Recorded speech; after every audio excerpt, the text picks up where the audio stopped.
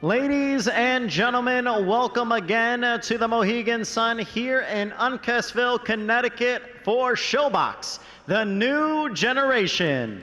It is all brought to you by Tony Holden Productions and Split T Management. Tonight's main event is brought to you by Tony Holden Productions, Split T Management, and DiBella Entertainment in association with Joe DeGuardia's Star Boxing and Showtime. Sponsored by Onyx, the agency. The three judges ringside are Glenn Feldman, Frank Lombardi, and Steve Weisfeld. The referee in charge of the action is Johnny Callis. And now, boxing fans, it's the ShoBox main event of the evening. 10 rounds in the super welterweight division for the USBA 154-pound championship. Introducing first in the red corner, wearing the black, gold, and white trunks, he weighed in at an even 153 pounds. His record stands undefeated, 12 victories, including 5 by knockout. Fighting out of Huntington, New York, by way of Port-au-Prince, Haiti, presenting the Haitian Fire, Wendy Toussaint. And his opponent in the blue corner, wearing the black and yellow trunks, he weighed in at 154 pounds. His record stands 12 victories, including 9 by knockout and no defeats. Fighting out of Cleveland, Ohio, presenting the hard-hitting and rising star, Charles Bad News Conwell. Back to front face. Once again, the referee in charge of the action is Johnny Callis. Wendy, Charles, receive your instructions in the dressing room.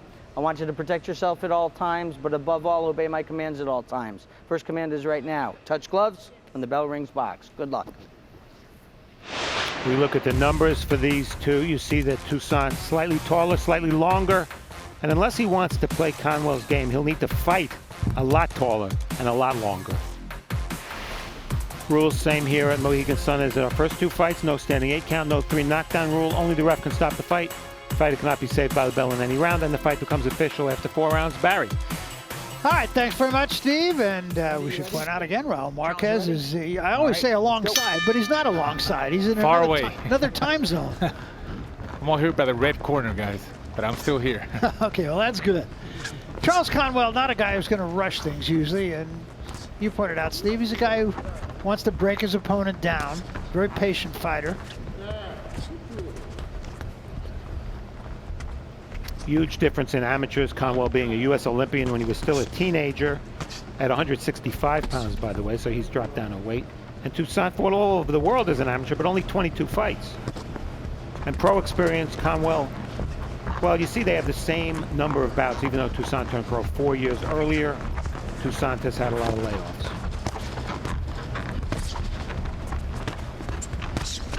Toussaint trying to work the jab, keep Conwell at long range, having a modicum of success with that. Counter right hand from Toussaint. Barry, I don't know what your contract says, but I get paid by the minute, so I'm a little worried about tonight. This is not a good thing here. I get paid by the promo, so I'm in good shape. Really tight defense by Conwell. Hands up. Call it the frame defense, and he's really working himself inside. I like to see him jab more. Little jabs, 2, 3 jabs, a lot of head movement. And once he's in there, he's got to work the body. I saw a couple of times that he was in there and he really didn't take advantage of working to the body, but it looks now that he's letting his shots go. Toussaint trying to work the jab, keep Conwell off of him. Conwell, though, has been getting into punching range. Well, you see Conwell shorter, trying to make up for it by getting inside, but he's used to fighting taller opponents. I mean, almost every fighter he fights is taller than he is with a longer reach than he has. It surprises me that Toussaint is staying too long in the pocket. I mean, he needs to use the whole ring. We got a big ring. That's his fight. He's got the reach. He's got the height. Pretty good double left hand there, an uppercut, and a straight left hand. You want to see more lateral movement, Raul, right? Exactly. I mean, he's got a lot of awkwardness to him, and he throws looping shots and sweeping right hands to the body, you know, from different angles. And he's not doing that. If you look, he's standing right in front of Conwell. He's giving him everything. And I feel like Conwell could take more advantage of it, but, you know, maybe it's the first round, so maybe he's trying to fill him out. And like a lot of pressure fighters, Conwell are notoriously slow starters. Barry, if Conwell's going to steal the show, given what we saw in the first 2 fights, he's going to have to not only knock out Wendy Toussaint, he's going to have to juggle and do card tricks between rounds. I think so, too. Yeah, he's got a couple of tough acts to follow here. One good thing, we're going to have an opportunity to actually write a score down at the end of the round. Good job. Watch your heads. Take a look at action from round 1. Conwell didn't really have that much trouble, as Raul made reference to, getting in close. That's a nice combination. And if Conwell's landing uppercuts and Toussaint isn't, then Toussaint has problems. So we come to round 2. First time we've been able to say that tonight.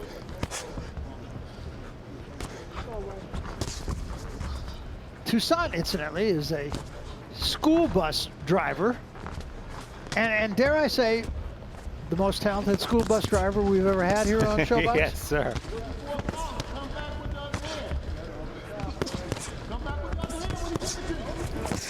He's also a volunteer firefighter. That's right.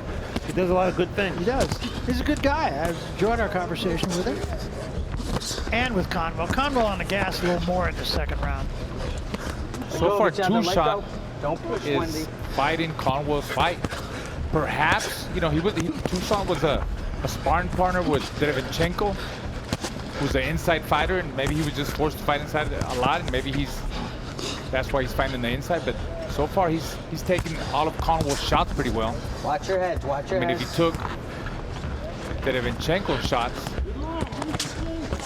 I'm sure he could take Conwell's shots. There's an uppercut slipped in by Conwell and a quick left hand behind that. And sparring with Joe Smith too, 175. Who can really punch. Who can really punch, so. Maybe he feels he could go toe-to-toe with Conwell. Well, it's probably unrealistic to think that Toussaint can stop Conwell's forward progress, but it might take more than that jab. He might have to follow with some right hands to at least make Conwell think about coming forward, you know, without any fear of getting hit. They've been very close to a clash of heads on a couple of occasions here. They both come forward head first every now and then. Yeah, I agree, Steve, with Toussaint. He's got to double, triple up that jab. Don't square up. Don't get into trenches with Conwell. And when he doubles up that jab, you know, throw that right hand down the middle and then take a step back and catch him coming in, bait him in. Touch him with the jab, take a step back and just bait him in and catch him with a right hand left hook and then keep turning. Uppercut just missed. Good body shot, and there's a right hand up over the top by Conwell. Conwell's not going to wow you with one-punch power, but what he's going to do is try to break you down. And for that reason, it's very important in the early rounds for him to work the body so he can benefit from it in the second half of the fight, should we go that far. You know, it's interesting because of the fact, of course, that there is no crowd here. You hear a lot more, and you can really hear some pretty heavy breathing going on. And it's through the mouth, not the nose. I thought that was Raul. I think it's coming from Toussaint. Yeah, he's breathing pretty hard. And it might be the effect of Conwell's body shot. Oh, nice right. Keep him up. That was a good one. That takes a lot out of him. Time. Whoop. Charles, baby, keep him up. I think I moved Uncasville to New York, I believe. We know that it's in Connecticut. It's become our second home here at Showtime.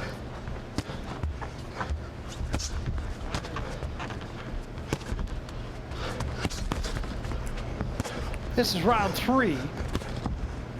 See, that's where Toussaint needs to make the fight mid to long range. And pop that jab out there and look for openings, create openings. Try to open up that guard, that really tight guard of Conwell. Go up the middle, hit his gloves, knock his gloves over, and then come back with the right hand.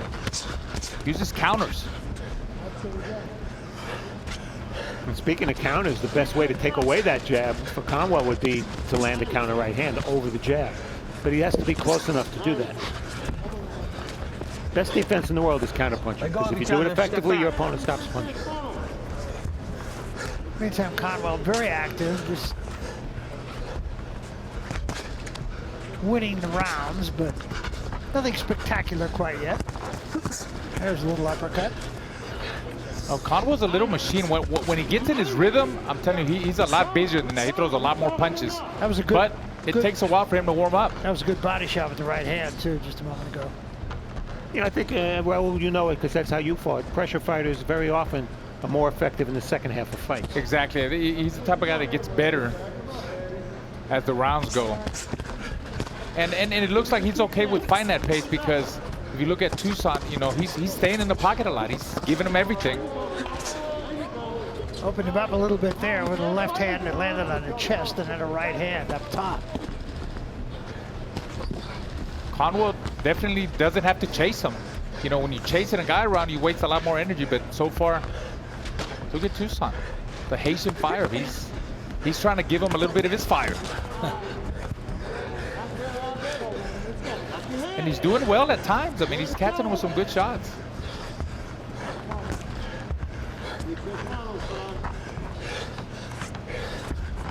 Hard to tell who that heavy breathing is coming from, or is it both fighters? I want to say it's Wendy. Those body shots, there have been a lot of them from Conwell, could start to be having an effect. There's an uppercut. If anything, Toussaint now sort of inching forward. And that's okay as long as he does it from a distance and with that jab.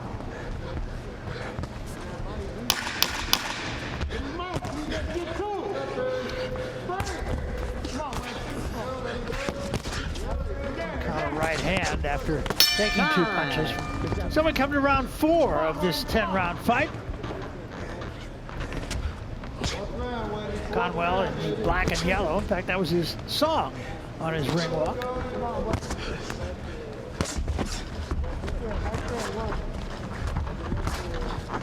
Conwell has dictated the fight, but Toussaint, as Raul pointed out, has had his moments.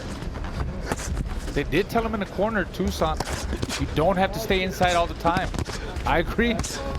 You've been saying that from the beginning of the fight. I have. I just don't know why he's staying in the pocket so long. And it's a big ring, you know. Don't be afraid to use the whole ring. Let him chase you around. Give him angles. Pop that fast jab. Fast combinations.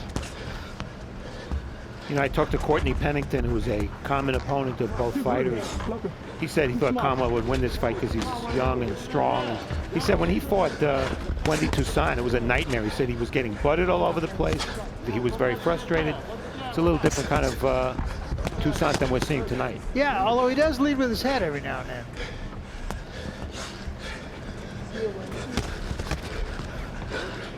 One thing you don't see from Toussaint that perhaps he could use, how many left hooks has he thrown? Very, very few, if any. I don't remember one. I think if he threw the, you're right, Steve, if he threw that left hook, it would create openings, you know, it would knock. Let go of each other, let go. Conwell's guard down. At least give him something else to think about. Because one thing Conwell does, one thing Conwell does well is when he's not pressing forward, he's pretty responsible about keeping his gloves up. So he picks off a lot of those jabs. Yeah, he's really tight with that defense, really frame defense. Yeah, he's not like a lot of guys who are infighters who will take a couple to give one. He doesn't take a lot. Actually, I think Conwell has improved on his defense. And it's a part of the process, you know, he's developing pretty well. Keep him in front, keep him in front. That was on the back of the head. I think it did get Toussaint's attention. You know, being a decorated amateur, a lot of fighters, when they come out of the amateur ranks, you know, they have problems getting adjusted to the professionals. But as you see, Conwell, he's a really good inside fighter. I'm really impressed with his inside game, because a lot of guys, when, you know, they come from the amateurs to the pros, it takes them a while to develop a good inside game. But I think he's good in the inside, he's good in the outside. I just like to see him throw more punches, more combinations. I believe he's a little bit too tight You know, this round he's showing a little bit different dimension. Happy to box.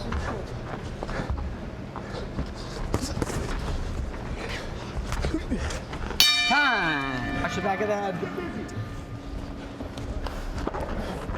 You had an opportunity to see that patch on the trunks of Charles Conwell that we spoke about on his ring walk.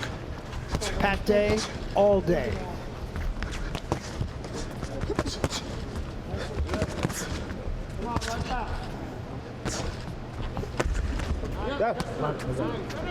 Keep him in front. And I'm Keep just him going in to leave front, it Charles. I knew Pat Day fairly well, Barry. I'm just going to leave it at this. One of the classiest, most impressive young men I had ever met in boxing. And the only male fighter I have ever seen at a weigh-in reading a book. Yeah, and you know, I frankly I've seen that very same story with other fighters who had the same fate. Yeah.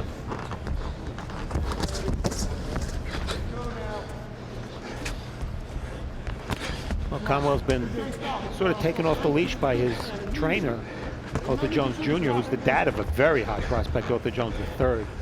So a lot of good fighters, young fighters out of Ohio these days. But it doesn't look like Conwell's in a rush to get inside. Quick combination from Toussaint. He did try to motivate him and tell him to be more explosive in there. Right hand from Toussaint.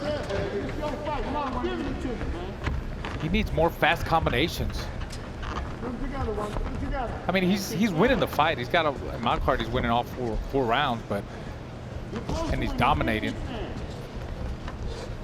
And one of the things that separates Conwell from a lot of prospects we've seen in various 8 and 10 round fights, he's been 10 rounds already. He knows he can do it. There's no problem psychologically with, can I fight at a fast pace and go 10 rounds? He's done it more than once.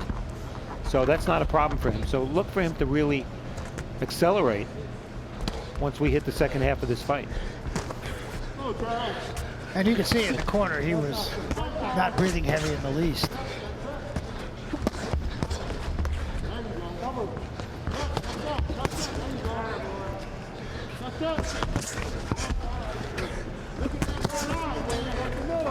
Conwell does a good job of rolling and Let go of each other. then coming back with a punch to the body.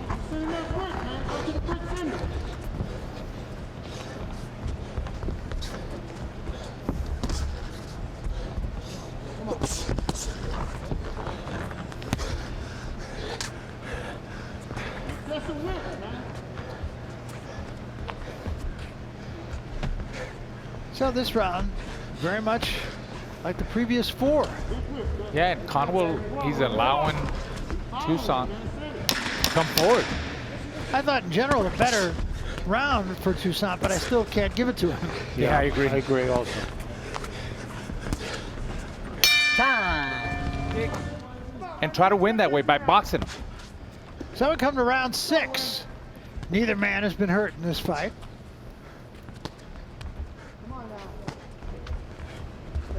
And there is a rhythm to this fight that was set in the very first round and has been exactly the same virtually every round. Yeah, the pace has been very similar round to round. You're right, Barry. And if Toussaint wants to win, I mean, Raul's making a point of it as well, but you have to think that he's got to put a little bit more. He's got to commit more to his punches and put more on them. Because he's not left hooking, so he's going to have to do it with the right hand.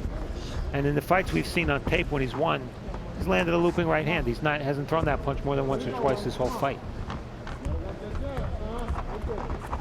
I feel like Toussaint, throws an overhand right, like right there, and then he waits too much. He admires his work. He wants to see, let me see if I hurt him. No, you gotta keep going. Keep that activity going. Don't wait too much. But then again, I mean, Conwell, you see connected, and then he backs up. I mean, he's already in the pocket. Stay in there and push him back. That's really his fight.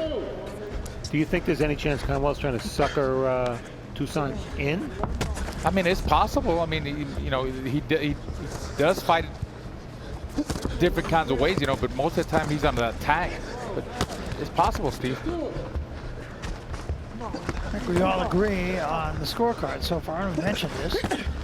So far, a shutout for Conwell. Hard to make a case for Toussaint winning any round. Well, he's not throwing enough punches, Barry, and when he does throw punches, there's not enough on them. I mean, if anything, he's giving Conwell some rounds, which, you know, he does need rounds. That's always going to take you to the next level when you get to the big fights. You're always going to go through this kind of opponents, you know, like, I know Conwell's like, man, what do I have to do to get this guy out of here? You know, and he goes back to the gym and watches the fight. I should have done this, should have done that, work on different things at the gym and get better. That's all he could do. Yeah. I know we still got 4 rounds, but I don't see the fight changing at all. I think it's going to keep going the same way the next 4 rounds. Sure looks from what like I see.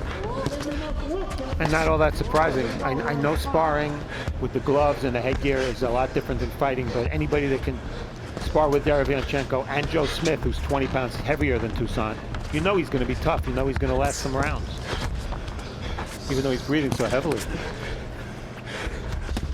Yeah, Toussaint, he must be strong because he's still in there and he's taking his best shots. Still looks in good shape.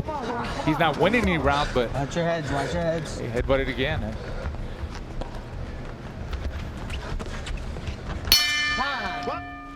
This is round 6. Round 7, I beg your pardon. Boy, time flies when you're having a good time, doesn't it? Well, I think, you know what I think it is, Barry? Every round has been the same. That's why you got confused. Exactly. You know, while we have a moment, I want to give a shout out to one of our own, Joe Giacovino, a guy who was with us through everything, taking a little time out to get himself a new ankle. And typical of Joe, he had the surgery done on Monday. He said they don't have showtime in the hospital, so I'm going home. There you go. We Let's love go, you, Joe. champ. And I'll tell you how tough he is. He ran home. Joe was there from ShoBox #1. One of the greats. One of the greats. Toussaint using a couple of uppercuts. That's a good idea. Something new. Oh, another headbutt. Hey, you can see that one coming. Keep him in front. You know, what weight class you fight in is really important. I think the smartest thing that Conwell did was drop from 165, which he fought in the amateurs, to 154. It's hard to envision him as a super middleweight. Certainly fighting this style. Yeah, and he's just too short. And his arms are too short. And Toussaint, for his part, says he could make 147. If he can, he should. That was a good uppercut. That's one of the few times I've seen Toussaint take a step backward. Well, it seemed like he had a good rhythm there. Good combinations, an uppercut. Seemed like he staggered Toussaint a little bit, but then he stopped again. He needs to be more fluid with his shots right there. There's the uppercut again. It looks like it's there.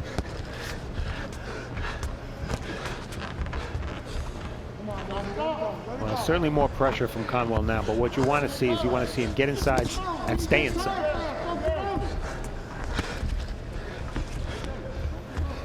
Well, he said he likes to come ahead and break his man down, and hasn't really quite been able to break Toussaint down yet. Needs more activity. A lot of head movement. See, that's where you waste so much time. Every time you're in there, I mean, this is the 7th round. If you really want to make a statement and get him out there, you keep going with that activity. You don't stop. About 10 seconds ago, Wendy Toussaint threw a left hand, so he does know how to throw a hook. Yes, it's a little combination. There's a good right hand up over the top. It came behind the left hand of the body. And there is a little swelling on the left cheek of Toussaint. Conwell needs to keep touching him. Keep touching him. Just keep touching away.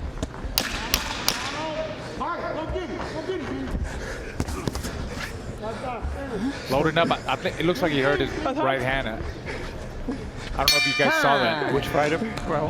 He said he rolled his right hand, and his corner said, don't use it so much in this round, just touch with it. Yeah, I saw it. It happened right before the end of the bell. Keep going, keep going, keep going. Well, if Conwell boxes more this round and jabs more, which it looks like he's exactly what he's doing, we'll know why.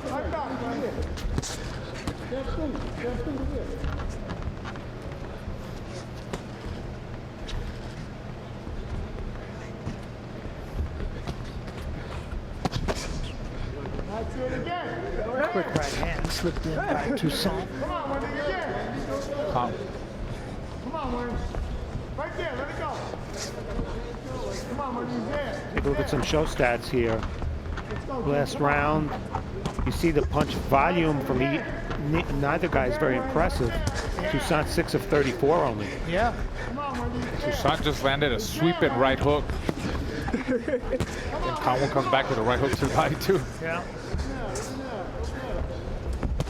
Come on, Wendy, come on, get this. Let's go. Come on, kid.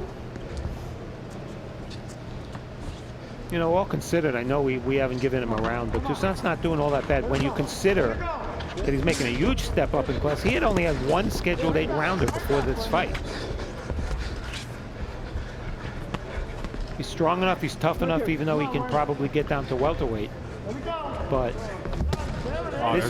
this is a round he could win because Conwell. But it's also tough for Toussaint. He has no power, he can't punch, so he can't really hurt Conwell. So what do? Pick up your work rate, throw more combinations. It seems like he's throwing more shots here in this round. Look, he's trying to make the fight with Conwell. He's calling him out. Conwell gave him a big smile there. Well, Toussaint presumably doesn't know that Conwell hurt his right hand. Of course, the fighters can probably hear us talking since there's nobody here. Maybe he knows now. Wouldn't be right if I shouted it, would it? Yeah, go ahead. Actually, I think Conwell has thrown it enough to keep Toussaint honest. Come on, Wendy, come on again. Hasn't thrown it for the last minute.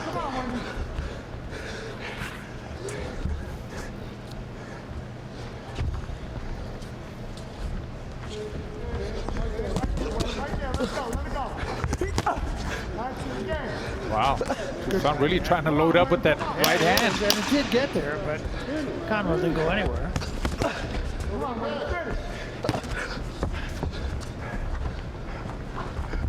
Time.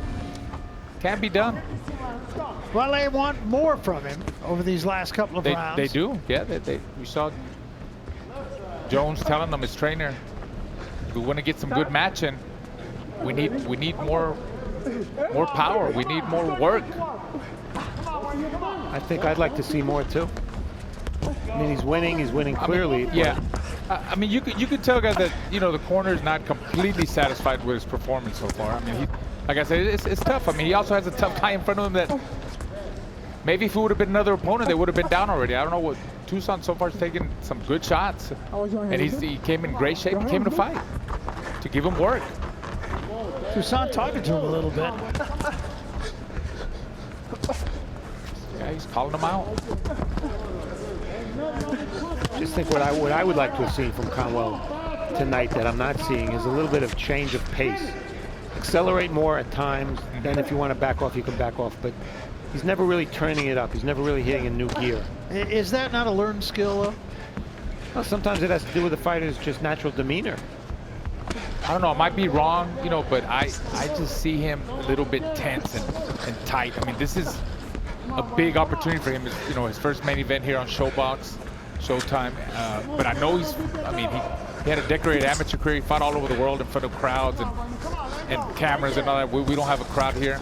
But I see him a little bit tense. Like I don't see the Conwell that I know, like more, fast and explosive. I mean, his trainer compares him a little bit to a little mini Mike Tyson. Fast and explosive, quick jab, fast combinations, then the power shots. I haven't seen that tonight, guys. Let me ask you though, Steve. I mean, Raul talked about feeding off a crowd. He's been in some big rooms filled, and now it's the opposite. There's nobody here, and I can't help but wonder. I pose the question: can that have a lethargic effect on a fighter? I think it's a great point, Barry. He fought in Madison Square Garden, and now he's fighting in front of what, 40 people? Yeah. And the people are not cheering. I mean, that is possible, Barry. That is very possible. But hey, just like all of us, even us as broadcasters, we had to adapt. And that uppercut, it was the uppercut, I believe. 4, and a delayed reaction. 5, 6, 7, 8, 9, 10. It's over. Oh, wow. Ladies and gentlemen, the end comes at 2 minutes and 42 seconds of round number 9.